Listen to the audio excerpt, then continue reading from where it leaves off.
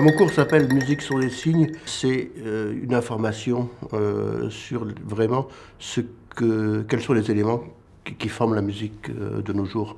Comment est-ce qu'elle se compose, qu'est-ce qu'il y a évidemment dans la tête des compositeurs, la mienne en l'occurrence, mais de quels outils on va se servir. Il y a des choses comme la technologie qui sont rentrées en force récemment, enfin depuis une vingtaine d'années dans notre univers, qui ont considérablement modifié notre perspective artistique.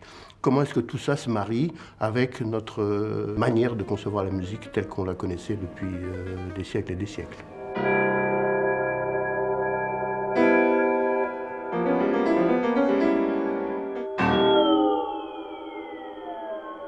L'informatique se loge là où les instruments s'arrêtent. C'est-à-dire que, par exemple, l'informatique peut produire des intervalles beaucoup plus fins que les instruments peuvent le faire, beaucoup plus précis. L'informatique peut faire la spatialisation du son. L'informatique peut produire des rythmes et des formes temporelles qui seraient impossibles à jouer pour les instruments. Parmi des objets sonores qu'on peut imaginer, et que j'ai utilisé, on peut imaginer un archet de violon infini, par exemple. On peut imaginer une trompette qui ferait 20 mètres de long. 4-3. 4-2, 4-3. Et je me suis amusé à voir qu'est-ce que donnerait un archet qui mettrait 20 minutes pour passer sur la corde avec une pression maximale, par exemple.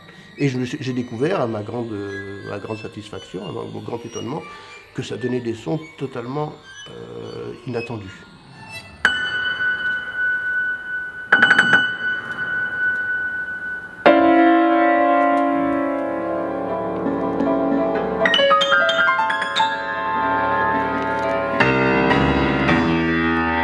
Aujourd'hui, on a renversé la vapeur, c'est-à-dire que c'est l'ordinateur qui suit l'interprète.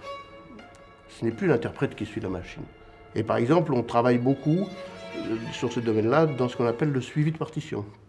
C'est-à-dire qu'un interprète qui va jouer une partition ne va jamais la jouer avec une temporalité égale. Et donc la machine doit arriver à se repérer là-dedans, quelle que soit la nature du gauchissement.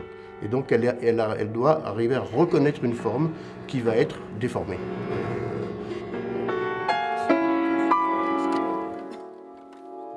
L'écriture, c'est l'élément fondamental pour composer de la musique. L'invention de l'harmonie, de la polyphonie, n'a été possible que grâce à l'écriture. Ce qui se passe aujourd'hui, c'est que l'écriture qui est très sophistiquée, qui a été mise au point pendant des siècles, ne marche pas pour la musique électronique, puisque la musique électronique ne se perçoit pas avec le même type de critères. Si je vous dis, par exemple, une clarinette, si je dis une clarinette peut jouer un si bémol, ou une trompette peut jouer un si bémol, tout le monde sait ce que c'est qu'un si bémol.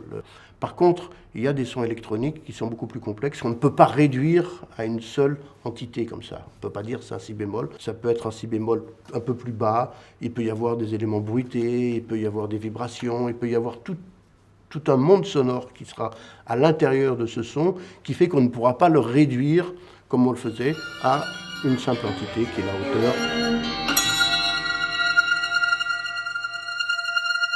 Un des grands enjeux de la musique actuelle, ça va essayer de trouver comment est-ce qu'on va écrire. Parce que si on veut vraiment utiliser les possibilités de cette musique électronique à fond, eh bien, il va falloir qu'on puisse inventer une représentation symbolique. C'est-à-dire qu'il va falloir qu'on puisse abstraire des qualités de ces sons, de manière à les manipuler pour créer des formes intéressantes. J'ai l'impression que pour l'instant, en musique électronique, on peut noter des choses assez simples, mais on ne peut pas encore faire de calculs complexes.